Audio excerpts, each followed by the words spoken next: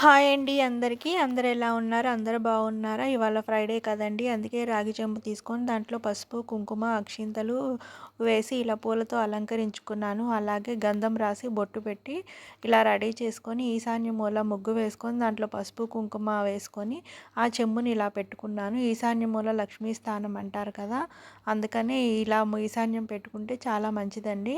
అలాగే ఫ్రైడే రోజు అమ్మవారికి నైవేద్యంగా పాలనైతే పెట్టుకుంటున్నాను.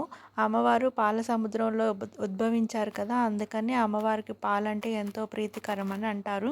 అందుకని నేనైతే ప్రతి శుక్రవారం పాలనైతే నైవేద్యంగా సమర్పించుకుంటాను.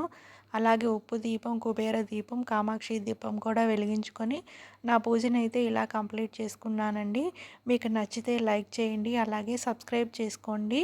ఇలాంటి మరిన్ని వీడియోల కోసం మన ఛానల్ని ఫాలో అవ్వండి. ఇంతేనండి ఈ వీడియో. ఓం శ్రీ మాత్రే నమః.